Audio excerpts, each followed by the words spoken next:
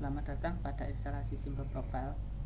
Pada instalasi Simple Profile ini kita akan diberi pilihan penggunaan bahasa dalam instalasi, yaitu pertama bahasa Inggris, yang kedua ada bahasa Indonesia.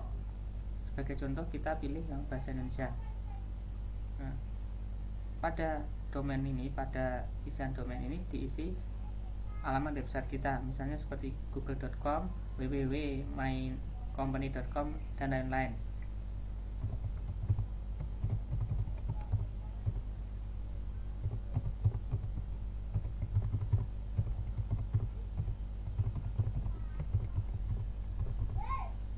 Yang perlu diperhatikan adalah jangan lupa memberikan tambahan backslash pada akhir kalimat, karena ini penting agar aplikasi tidak error.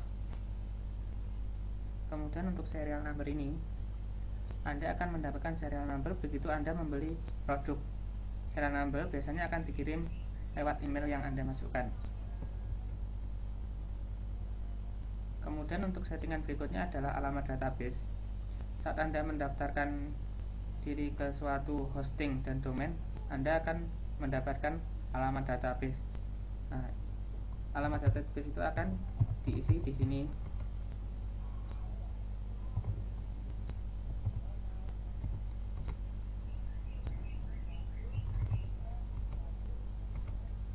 Oke, kita sudah isikan alamatnya. Ini kemudian nama database-nya, username dan password. Kemudian yang awalan database ini digunakan untuk membuat suatu aplikasi yang unik. Jadi nama tabel nanti antara aplikasi satu dengan aplikasi yang lain tidak akan sama. Ini untuk security juga, untuk keamanan. Kalau Anda tidak mengerti, silahkan dibiarkan default saja seperti ini. Kemudian untuk pilihan enkripsi ini adalah bahwa parameter-parameter yang dimasukkan ke input akan disandikan. Nah, ini mungkin bagus untuk keamanan, akan tetapi kalau digunakan untuk optimisasi search engine semacam Google dan lain-lain, ini akan menjadi buruk. Jadi kalau Anda memang tidak yakin mau menggunakannya, pilih saja tidak.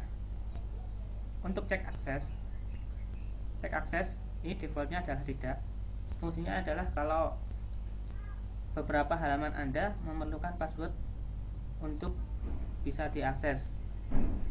Jadi karena aplikasi ini defaultnya bahwa semua orang bisa mengakses, itu maka diset tidak. Kalau diset ya, maka setting akses akan diperlukan setting akses lagi dalam panel admin.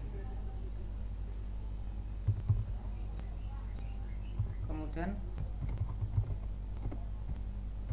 untuk judul website ini nantinya akan tampil di halaman title. Jadi di tempat paling atas suatu web browser. Ini silahkan Anda tuliskan yang diperlukan. Perlu diperhatikan bahwa nanti judul, kata kunci dan deskripsi ini adalah digunakan biasanya untuk optimisasi search engine. Jadi Anda harus benar-benar memikirkan apa isinya, apa saja isinya di dalam judul website ini, kata kunci maupun deskripsi.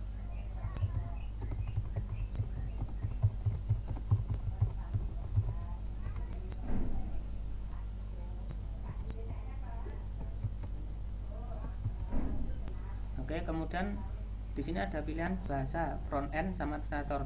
Yang dimaksud bahasa front end adalah bahasa default yang digunakan pada sisi klien, jadi pada sisi user yang melihat aplikasi kita. Kemudian administrator ini adalah pada sisi administratornya atau kontrol panel.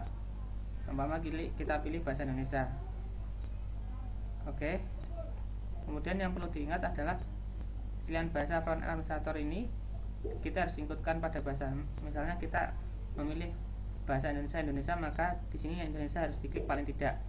Atau kalau ingin kita klik dua-duanya. Jadi nanti aplikasi kita akan mensupport bahasa Indonesia dan bahasa Inggris.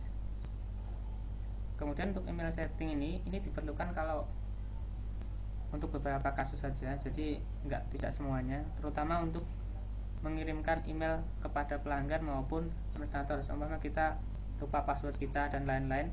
Nah, itu untuk mengirim email dia pakai email settingnya ini.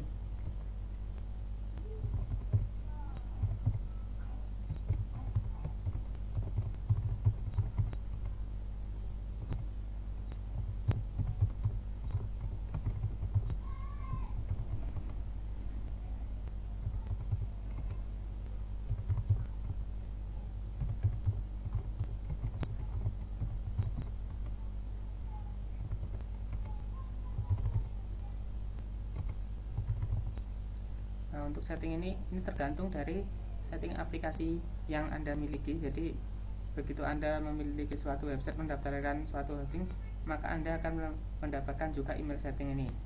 Silahkan lihat settingan pada email Anda dan masukkan ke sini. Oke, kita tekan save kemudian.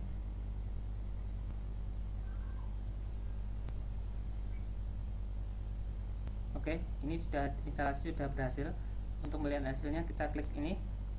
Nah, ini adalah tampilan default dari aplikasi. Jadi ini adalah template default aplikasi. Kemudian karena ini belum ada isinya, jadi karena baru diinstal jadi kosong semua. Ini belum ada isinya, cuma seperti ini.